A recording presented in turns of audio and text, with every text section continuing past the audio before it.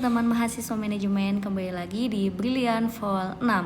Nah, di sini kita bakal bahas soal UTS tahun kemarin tentang mata kuliah manajemen operasi. Langsung saja, di sini soal nomor satunya itu ada tentang moving average. Binar Lighting merupakan perusahaan yang memproduksi lampu hemat energi atau LHE. Pada tahun 2024, perusahaan mengeluarkan produk baru yang sekarang sudah banyak digunakan oleh masyarakat. Tabel 1 menunjukkan permintaan produk LHE pada tahun 2024. Nah, di sini ada periode dan ada permintaan yang diketahuinya.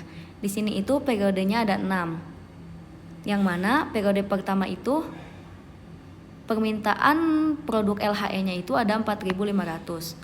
Sedangkan periode kedua itu 5.000, periode ketiga 4.800, periode keempat 5.600, periode kelima 6.800, dan periode keenam 5.800. Nah, di sini itu yang ditanyakan adalah hitunglah peramalan permintaan LHE periode selanjutnya dengan metode moving average N sama dengan 3. Nah, caranya itu peramalan dilakukan dengan metode moving average menggunakan 3 periode terakhir. Rumusnya itu kalian tinggal menambahkan 3 periode yang sebelumnya. Nah, di sini diketahui ya bahwa tadi periode keempat itu 5.600, periode kelima 6.800, periode ke-6 5.800. Nah, untuk mengetahui periode ke-7 ini, kalian tinggal menjumlahkan antara periode yang ke-4, ke-5, dan ke-6. Nah, rumusnya itu ini. Rumusnya ini ya. Nah, kalian tinggal tambahkan periode ke-4. Ini 5.600 ditambah periode kelima 6.800 ditambah 5.800. Nah, kemudian dibagi 3. Dan hasilnya itu segini. Jadi kesimpulannya ini. Jadi hasil peramalan periode ke-7 adalah sebesar 6.066,7 unit. Nah, yang B ini soalnya itu menghitung kesalahan peramalan menggunakan MAD, MSE, dan MAP. Di sini periodenya tetap kita tulis periode keempat, kelima, dan keenam. Nah, Y-nya itu kita peroleh dari yang di atas tadi. Yang data aktual ini. Y. Periode keempatnya 5.600, periode kelimanya 6.800, periode ke-6-nya 5.800. Kita pindahin ke sini. Kemudian kita cari forecast-nya. Forecast-nya itu sudah diketahui juga di yang tadi. Nah, yang ini kalian tinggal pindahin aja. Kemudian untuk mencari error ini, rumusnya itu Y dikurangi F. Jadi yang ini dikurangi yang ini.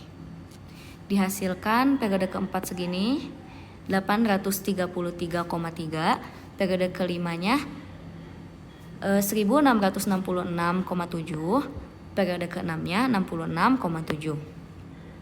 Nah, hasil error ini. Kemudian absolute errornya itu dikuadratkan, yang mana hasilnya itu segini. Kemudian dipersenkan. Nah, hasil perhitungan kesalahan peramalan itu MAD sama dengan 833,3 ditambah 1666,7 ditambah 66,7 dibagi 3, maka akan dihasilkan angka 855,6. Ini. Kemudian MSE juga sama. Jadi ini tuh bagian MAD. Bentar aku hapus dulu. Nah, ini MSE, dan ini MAP. Jadi untuk mencari MSE juga sama. Ini ditambahin dengan ini dan dengan ini dibagi 3, maka akan dihasilkan segini. Kemudian MAP juga sama. 14,90 ditambah 24,50 ditambah 1,15 dibagi 3, hasilnya 13,5%. Nah, kesimpulannya itu, jadi dengan demikian metode moving average N sama dengan 3 menghasilkan peramalan permintaan lampu hemat energi pada periode ke-7 itu sebesar 6.066,7 unit dengan tingkat kesalahan relatif terkecil atau relatif kecilnya MAP-nya itu 13,5%. Nah, kemudian soal nomor 2. Sebuah perusahaan manufaktur sedang mempertimbangkan untuk menambah kapasitas guna menghadapi permintaan yang meningkat. Hitung jumlah kapasitas tambahan yang dibutuhkan berdasarkan break-even analysis jika investasi sebesar $500.000, biaya variabelnya itu $30 per unit, dan harga jualnya itu $50 per unit. Berikan analisis tentang dampak finansial dan risiko dari keputusan ini. Untuk rumus soal nomor 2 ini yaitu ini. Key BEP, BEP itu break even point atau sama aja dengan break even analysis. Key BEP sama dengan FC per MEP dikurangi VC, yang mana FC-nya itu investasi $500 ini dimasukin ke sini. Kemudian untuk P-nya itu harga jual $50. Kemudian VC-nya itu ini biaya variabel 30. Jadi ditulis lagi 500, 50 dikurangi 30 sama dengan 20. 500 dibagi 20 hasilnya 25.000 unit.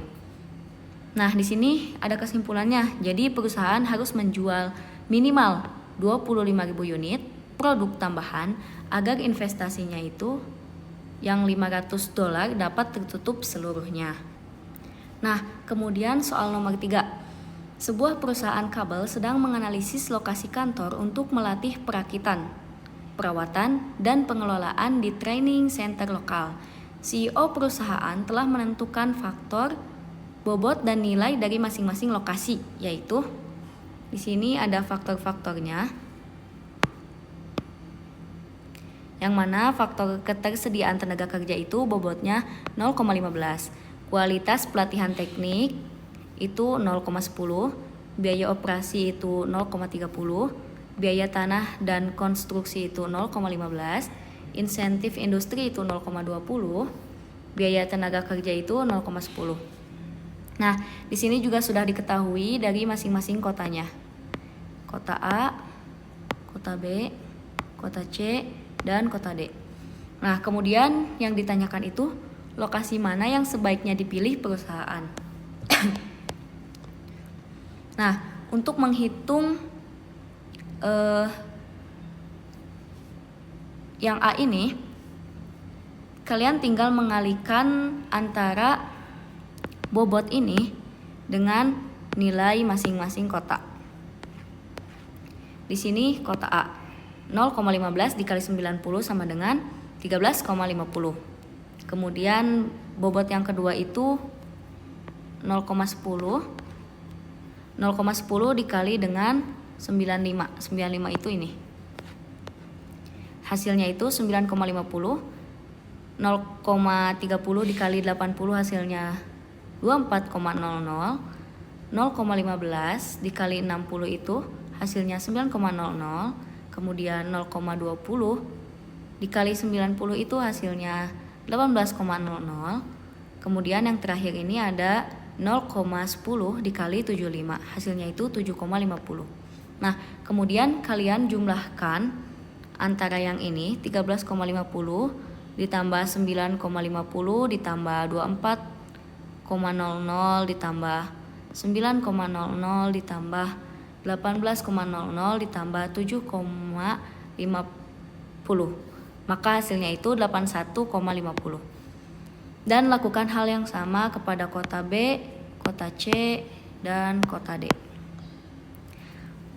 Maka di sini sudah diketahui bahwa total kota A itu 81,50, kota B 80,00, kota C 86,00, dan kota D itu 76,75. Nah, jadi kesimpulannya, dengan bobot asli, kota C itu mendapatkan skor tertinggi, yang mana kota C itu 86,00 dibanding dengan kota-kota yang lainnya. Jadi kota C sebaiknya dipilih oleh perusahaan tersebut. Nah, kemudian yang B, apakah pemilihan lokasi akan sama jika bobot biaya operasi dan biaya tenaga kerja ditukar? Hitung kembali dan beri penjelasan. Jadi, yang ditanyanya itu biaya operasi dan biaya tenaga kerja. Kalau ditukar itu bakalan sama nggak si lokasinya?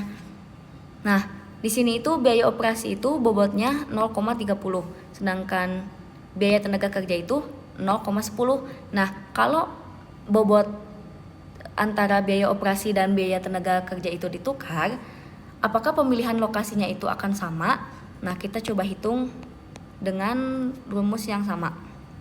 Sebenarnya di sini tuh sama aja perhitungannya kayak yang tadi di A, cuman yang dibedakannya itu hanya di bagian biaya operasi yang ini dengan biaya tenaga kerja yang ini, yang mana dikalikannya dengan bobot yang baru, karena kan sebelumnya itu 0,30. Kalau biaya tenaga kerja sebelumnya itu 0,10, kalau sekarang itu 0,30.